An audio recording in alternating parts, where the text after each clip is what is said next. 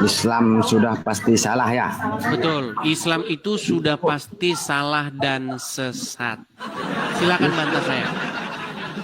Itu menurut abang Kristen, kalau menurut kita kan nggak benar. Menurut orang Islam sendiri, Bang, seharusnya. Enggak lah, kalau kita mah enggak Oke, ada salah. sekarang saya tanya dulu, Bang. Ini lambang, ini apa, Bang? Itu lambang masjid. Iya, apa ini? Bulan sabit, betul? Ya, itu bulan sabit. Bulan sabit. Pertanyaan saya, Bang, kenapa kalian menyembah bulan sabit lambang dewa bulan? Kita nggak menyembah bulan sabit. Nah, terus kenapa ada di situ? Ya nggak tahu juga di situ. Ya nggak tahu juga ini. Ini nih, ini makanya saya bilang Anda tidak bertanggung jawab. Karena kita bukan apa ya, kita bukan nyembah itu, memang. Iya, kalau memang Islam tidak identik dengan penyembahan dewa bulan, kenapa Islam menggunakan lambang dewa bulan itu? Ya itu hanya lambang bang, cuman bukan nyembah. Susah nih ngomong. Bukan susah bang sebenarnya. Yang bikin susah itu abang. Adakah susah dari mana, Keda? Masalahnya begini, wah, kamu diajak ngomong, kamu nggak dengar, kamu. Bang, masalahnya umat Islam itu menggunakan simbol dari dewa bulan itu, bulan sabit. Bahkan kalau kalian memulai ritual puasa, kalian itu harus melihat apakah hilal sudah nampak, betul? Betul bang. Nah, kenapa kok patokannya harus hilal? Karena memang ibadah ritual yang kalian lakukan itu memang berhubungan dengan kebiasaan orang-orang pagan Quraisy masa lalu.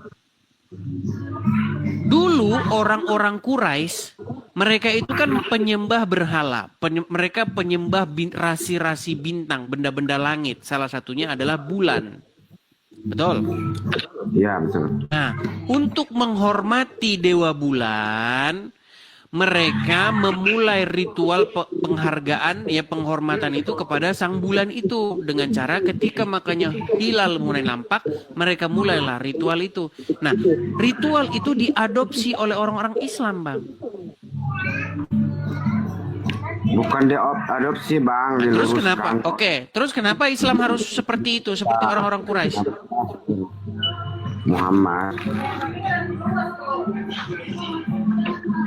Kalau cuman bukan begitu ya anak kecil juga bisa, Bang. Karena kita Islam selamanya bang. Islam selamanya. Inilah jawaban dari mereka ya, seperti itu. Oke, jawabannya adalah karena kita adalah Islam selamanya. Jadi tidak ada jawaban ya. Oke, kalau seperti itu. Jadi yang bilang Muhammad anjing itu botol semua itu. Jadi intinya bang, yang mau saya katakan bahwa Anda tidak tahu ya kenapa ada bulan sabit sebagai lambang agama Islam ya? Iya nggak tahu kalau itu. Nggak tahu. Baik, kalau tidak tahu kita kasih kesempatan dulu kepada yang lain.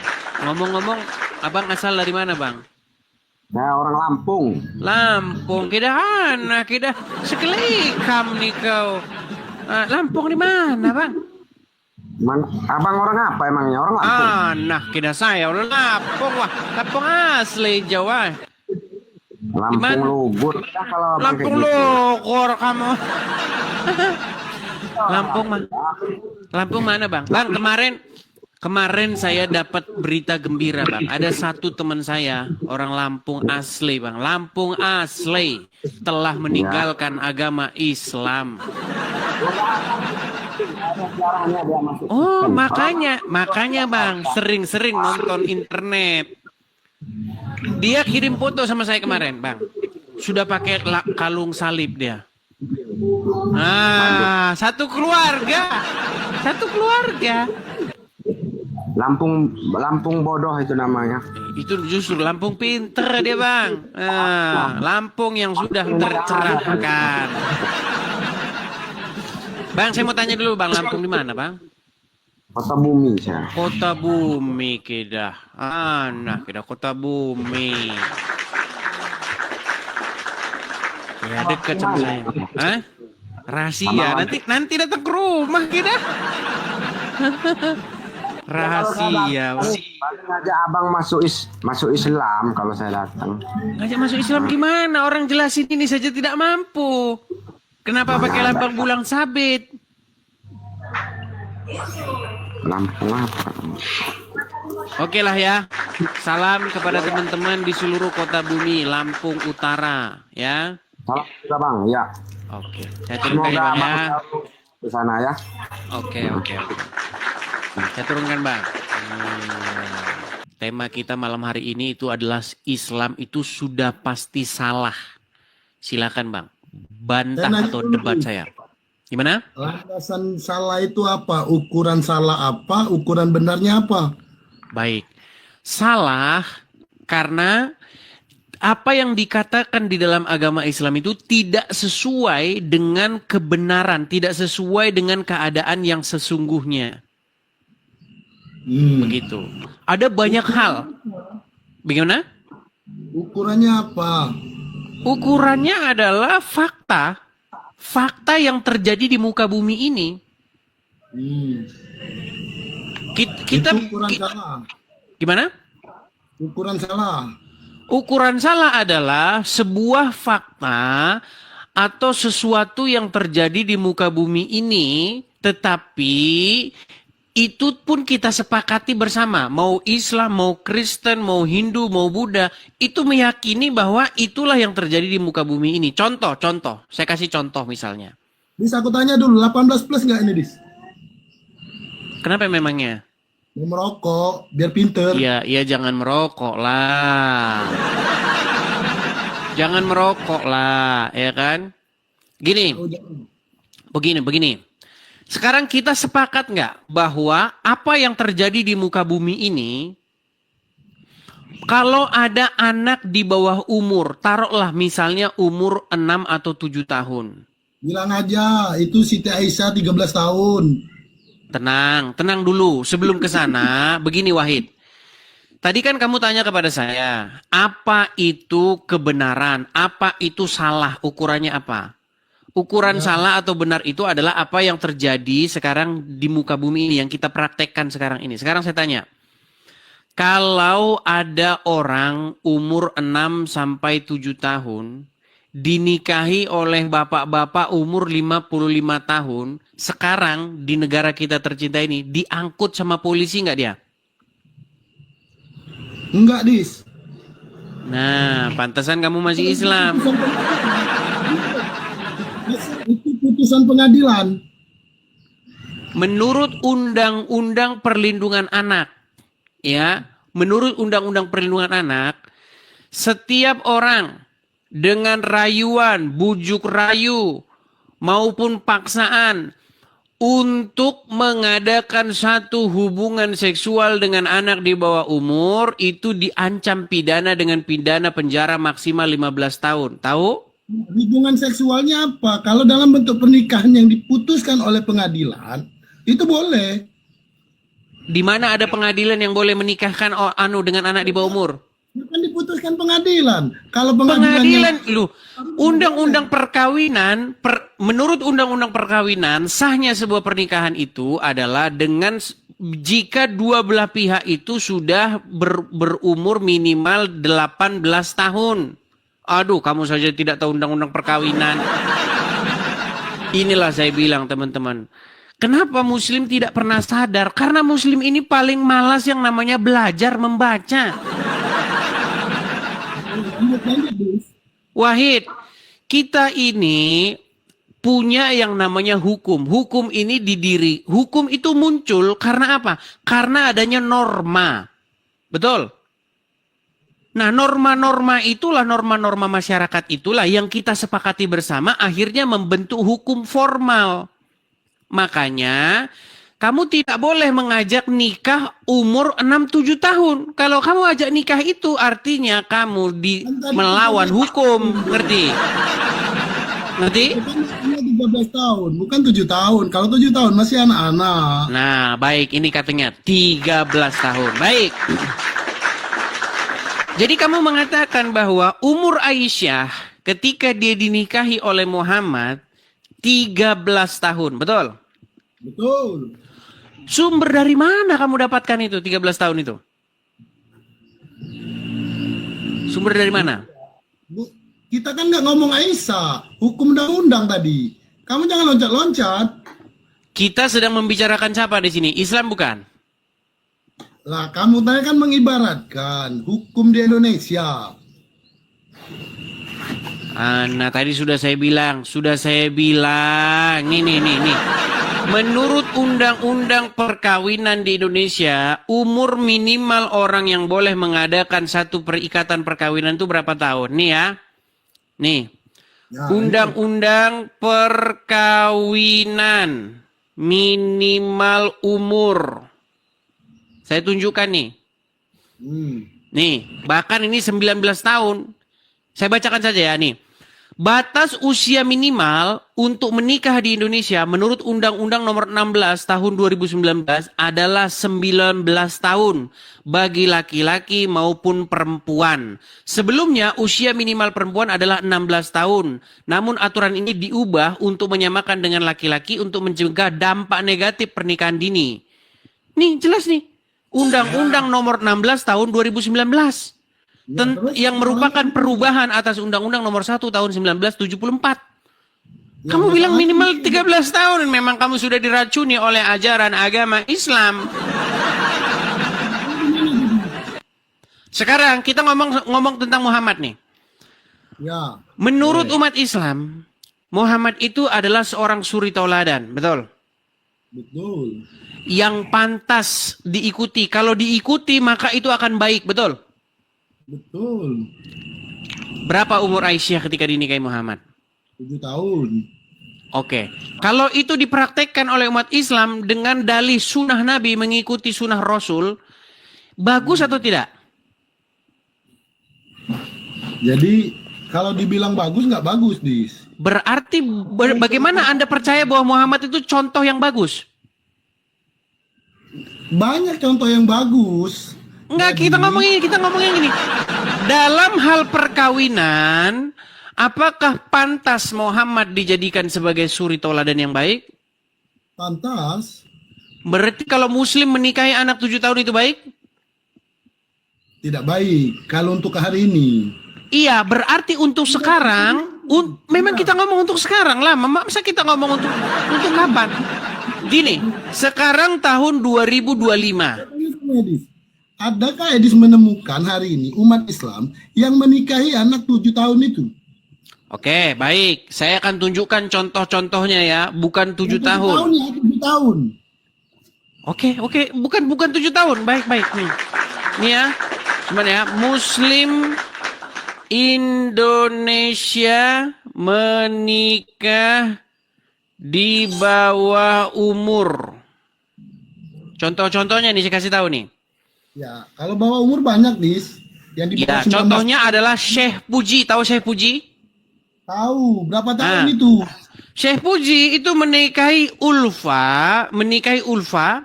Sebentar nih, saya bacakan saja ya. Syekh Puji dan Ulfa. Syekh Puji dan Ulfa.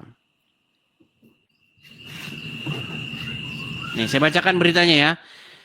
Ini pada waktu itu Syekh Puji menikahi Ulfa itu umur 12 tahun. 12 tahun. Oke, dijemput sama polisi nggak dia? Sebentar, dijemput sama polisi nggak dia? Pertanyaannya, secara hukum di negara Indonesia, sekarang pertanyaannya, dijemput polisi atau enggak? Artinya menyalahi aturan. Pertanyaannya, Syekh Puji itu ditentang nggak oleh Majelis Ulama Indonesia atau para kiai-kiai di Indonesia? Iya, karena kiai-kiai, ulama-ulama akhirnya juga menentukan bahwa yang dilakukan Muhammad itu salah. Sekarang gini, menurut hukum Islam, Syekh Puji menikahi Ulfa di umur 12 tahun itu sah nggak? Baik nggak itu menurut hukum Islam? Nggak baik. Gimana? Nggak baik. Sedangkan Muhammad menikahi Ummu Aisyah, itu baik nggak? Beda kasus. Beda kasus. Kalau udah ngomongin Muhammad, logika meninggal dunia. Kalau Muhammad itu gimana, gini aja. Muhammad suri tauladan yang baik itu sepanjang masa atau pada waktu itu saja? Kalau suri tauladannya sepanjang masa. Oke, sepanjang masa artinya perbuatan-perbuatan yang dulu dilakukan Muhammad sekarang pun dilakukan itu akan baik, betul? Tidak seluruhnya. Misal di zaman Berarti ada yang Muhammad, jelek. Ada. Misal, Oke, di zaman berarti di dalam diri Muhammad terdapat sesuatu yang jelek untuk ditiru zaman sekarang. Betulkah Allah senang mengampuni dosa-dosa? Iya toh. Oke, supaya Allah ada kerjaan, maka kamu harus bikin dosa, betul? Allah tidak bekerja, Allah itu yang menciptakan semua. Iya, supaya Allah ada gini. Bagaimana caranya Allah mengampunimu kalau kamu tidak bikin dosa? Nanti kamu mati baru kamu tahu. Aduh, jawaban macam apa ini? Bang, menurut agama Islam, dosa apapun akan diampuni oleh Allah, betul? Betul? Betul. Betul, makanya umat muslim mau dia korupsi, berzina, bersaksi dusta, bersumpah dusta, tidak mengapa, betul? Bahkan Allah akan membinasakan orang yang tidak berbuat dosa, betul? Begini diskutis, kalau orang mau masuk surga itu kecuali kalau orang mau mati baru bisa mengucapkan 2 kali syahadat itu baru meninggal, itu yang masuk surga. Oke, tidak peduli dia mau berzina mencuri, betul? Dia mengucapkan itu. Tidak peduli dia berzina atau mencuri, betul? Itu, kalau dia mau mati. Iya, tidak peduli dia mau berzina, mau mencuri, mau bersaksi dusta, bersumpah palsu, asal dia mengucapkan syahadat masuk surga dia, betul? Iya, tapi kan susah itu tuh. Satunya kalau sudah orang sudah mau mati baru. Susah gimana sih? Baik, saya tunjukkan sama dia semua dalil. Sungguh luar biasa ya kamu ya, luar biasa kamu. Oke, ini kita ulang lagi teman-teman yang sudah pernah kita bahas nih. Perhatikan ya, perhatikan. Nih, ini hadisnya, kelihatan? Kelihatan hadis ini? Sahih Muslim 4934. Coba kau baca Arabnya dulu. Kau baca Arabnya dulu. Untuk apa dibaca Arabnya? Kan ada artinya di sini nih. Karena kamu Rasulullah Shallallahu Alaihi Wasallam bersabda, seandainya kamu umat Muslim, seandainya kamu sekalian tidak mempunyai dosa sedikit, niscaya Allah akan menciptakan suatu kaum yang melakukan dosa untuk diberikan ampunan kepada mereka. Lihat nih. Jadi ajaran agama Islam ini teman-teman, mereka akan menciptakan sebuah dosa, membuat sebuah dosa supaya diampuni oleh Allah. Makanya saya bilang Islam ini memang sungguh luar biasa. Kalau ajaran Kristen bang berbeda. Jangan kamu berbuat dosa. Di dalam ajaran agama Islam, kalau kamu tidak bikin dosa sedikit saja, Allah akan menciptakan suatu kaum yang melakukan dosa untuk diberikan ampunan kepada mereka. Betul? Makanya korupsi jalan terus. Iya, makanya kamu lari, supaya kamu diampuni oleh Allah, supaya Allah ada kerjaan buat ngampunin kamu, berdosalah kamu, lalu kamu meminta ampunan kepada Allah biar Allah punya kerjaan. Iya, tuh makanya ada setan. Itulah agama Islam yang ada dalam Bible. Iya. Nih, apa yang ada dalam Bible itu sudah diajarkan oleh Paulus bahwa itu ajaran sesat. Nih ya. Saya tunjukkan sama kamu. Apa yang dikatakan oleh Paulus? Nih. Roma 3 pasal yang ke-7 sampai yang ke-8. Pasal yang ke-8. Lihat nih. Perhatikan. Bukankah tidak benar fitnahan orang yang mengatakan bahwa kita berkata, marilah kita berbuat jahat supaya yang baik timbul daripadanya. Orang semacam itu sudah selayaknya mendapat hukuman. Nah inilah Muslim ini. Bahwa di dalam Muslim, marilah kita berbuat jahat supaya yang baik timbul daripadanya, yaitu memohon pengampunan dari Allah. Ini logika Muslim. Logika Muslim itu sudah dijelaskan oleh Rasul Paulus. Karena Muslim berpikir seperti ini. Marilah kita berbuat jahat supaya apa? Supaya yang baik timbul daripadanya. Maksudnya gimana? Marilah kita korupsi supaya nanti diampuni oleh Allah. Makanya Kudis, kamu jangan baca. Kalau tidak korupsi nanti Allah tidak punya pekerjaan.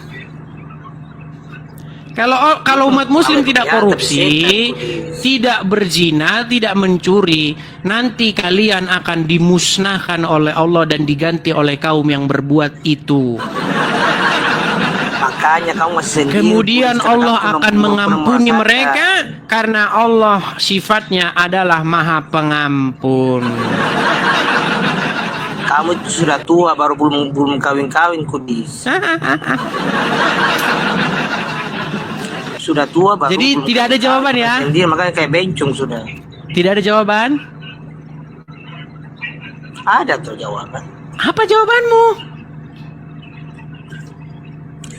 Itu makanya kamu itu sudah apa namanya, sudah sendiri terus belum kawin-kawin, baju belum diganti. Itu jawabanmu. Babi kau. Iya. Itu jawabanmu? Itu jawabanmu? Iya. Baik. Iya. Jadi teman-teman Muslim, jangan tunda-tunda lagi. Yang mau murtad, jangan kamu harap-harapkan lagi bahwa Muslim ada jawaban. Mereka tidak punya jawaban, mereka punya makian.